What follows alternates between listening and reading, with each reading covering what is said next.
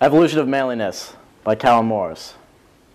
Scotch on the rocks, the burly, bearded man demanded of the bartender as he rested his calloused hand on the table, which still smelled strongly of pine from the wood he had chopped all afternoon.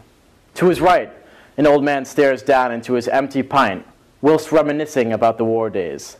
To his left, three young men shoot the shit with lips packed full of chewing tobacco, whistling and hollering as the girls enter the local bar. The parking lot is lit up by the moonlight, reflected by the tailgates of Ford pickups and muscle cars parked in a seemingly eternal rest.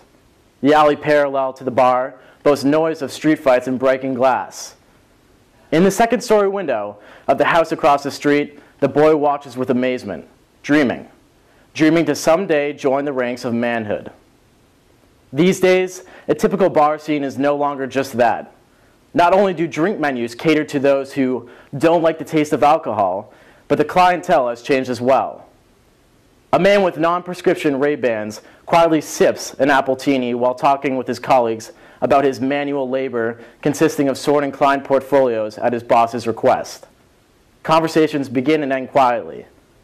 A man who cannot keep the young woman's attention with words finds himself nervously checking his phone as a means of prolonging the interaction.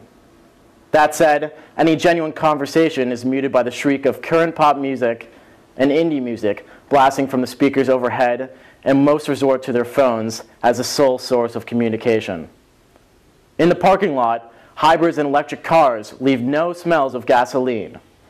Disagreements between the heavily intoxicated are resolved with words and apologies as the fists, made for defense, lay uselessly by their sides.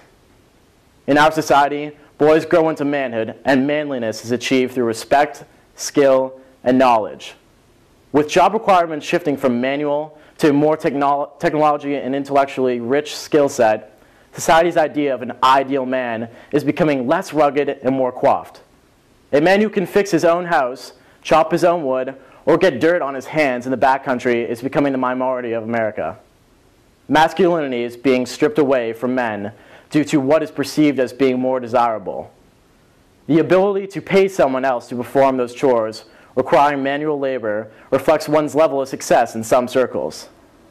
In Brave New World by Aldous Huxley, the boys are born into manhood. The men, or alphas, such as Bernard and Helmholtz, are labeled alpha males at birth. Although all alphas are looked upon as superior men, still some inequalities beyond the label exist within the classifications. Helmholtz has achieved greater superiority, respect, and manliness beyond others who share this label through the leveraging of extensive knowledge and experience with many females. Alternatively, Bernard, also labeled an alpha at birth, is not as highly regarded by his peers. He possesses less magnetism, has little authority over the non-alphas, and experiences an absence of respect and admiration from counterparts. Huxley illustrates that boy, even more an alpha male, cannot automatically achieve manliness at birth. A requirement to define one's manliness through life's experiences and how one is perceived by those witnesses still exists. With the world's image of men changing, the question of whether manliness is a worthy objective in our future has to be considered.